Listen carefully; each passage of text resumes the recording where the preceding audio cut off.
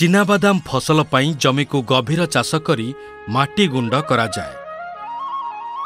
Hectare ପ୍ରତି 25 ଗାଡ଼ି ସଢ଼ା ଗୋବର ଖତ ବା କମ୍ପୋଷ୍ଟ 500 କିଲୋଗ୍ରାମ, କାଗଜ ମଇଳା ସହ 20 କିଲୋଗ୍ରାମ ଯବକ୍ଷାରଜାନ, 40 କିଲୋଗ୍ରାମ ଫସ୍ଫରସ୍ ଓ 40 କିଲୋଗ୍ରାମ ପଟାସ ଶେଷ ଓଡ଼ଚାଷ ସମୟରେ ପ୍ରୟୋଗ କରାଯାଏ।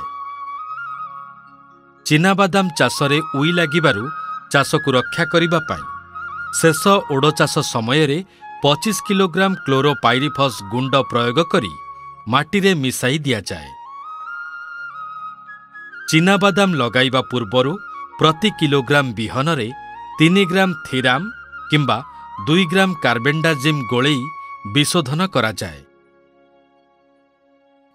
10 କିଲୋଗ୍ରାମ ମଞ୍ଜି ପାଇଁ 200 ଗ୍ରାମ ରାଇଜୋବିୟମ୍ କଲଚର ଓ 200 ଗ୍ରାମ ଫସ୍ଫୋ କଲଚର ପ୍ରଥମେ 800 ମିଲିଲିଟର ପାଣିରେ ଗୋଟିଏ ପାତ୍ରରେ ମିଶାଇ ମଣ୍ଡ ପ୍ରସ୍ତୁତ କରାଯାଏ। ଏହି ମଣ୍ଡକୁ ବିହନ ଉପରେ ଧୀରେ ଧୀରେ ଢାଳି ମିଶାଯାଏ। ତାପରେ ଗୋଳା ବିହନକୁ ଛାଇରେ ଶୁଖାଇ ଉପରବେଳା ଜମିରେ ବୁଣାଯାଏ। ଗଛକୁ 30ରୁ 35 ଦିନ ହେଲା ପରେ ଫସଲରେ ହେକ୍ଟର ପ୍ରତି 250 କିଲୋଗ୍ରାମ ଜିପ୍ସମ୍ ଗୁଣ୍ଡ ବ୍ୟବହାର କରାଯିବା ଉଚିତ। ଏହାଦ୍ୱାରା ଚିନାବାଦାମ ମଞ୍ଜିରେ ତେଲର ପରିମାଣ ବୃଦ୍ଧି କରିବାରେ ସାହାଯ୍ୟ କରେ।